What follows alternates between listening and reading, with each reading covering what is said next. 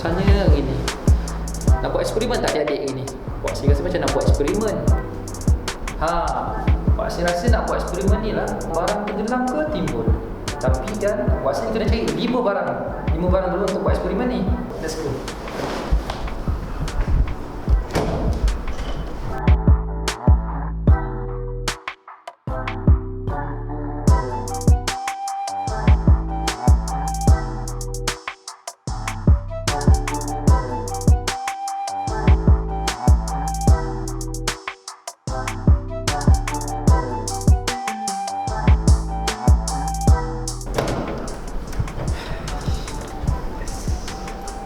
Okey, Wak Sin dah jumpa 5 barang ni untuk kita buat eksperimen.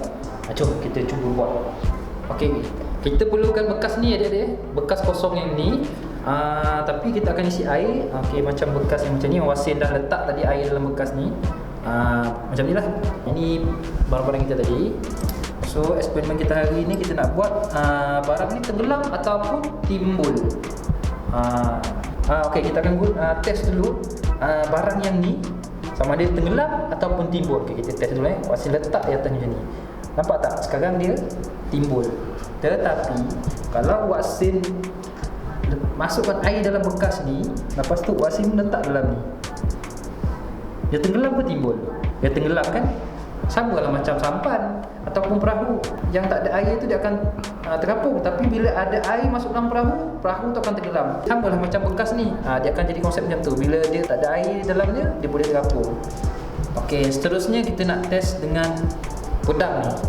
Kita test tak tahu gagak adik-adik, barang ni tenggelam ke timbul? Okey, kita test Bismillah. Tenggelam adik-adik. So jawapannya yang ni dia tenggelam. Okay, kita pergi seterusnya, kita ambil ni bola ni. Nampak kan bola ni menunggu? Bola ni pun terapung adik-adik. Dia tak tenggelam, dia timbul.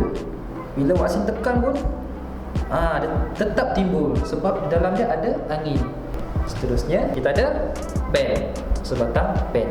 Tenggelam ke timbul? Tak tahu dia tenggelam tak timbul.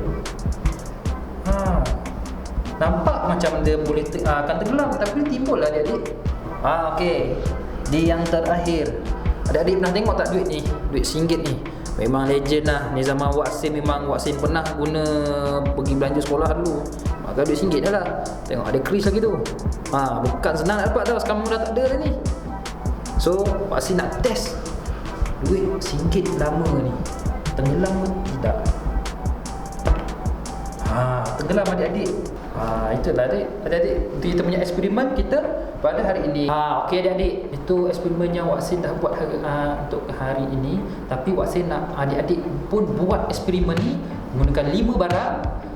Nanti bila adik-adik dah buat eksperimen ni, Wak Sin nak adik-adik komen dekat bawah komen beritahu barang apa yang adik-adik buat, sama ada tenggelam ataupun timbul. Wak Sin pun nak tahu juga. Okey, itu saja daripada Wak Sin. Jangan lupa like, share dan subscribe Wak Sin TV. Semoga kita bertemu lagi di bulan hadapan dengan eksperimen yang lebih menarik. So yang ni pintas selalu yang Wak Sin sempat buat. So kita jumpa lagi Wak Sin dalam segmen Wak Sin. Dah.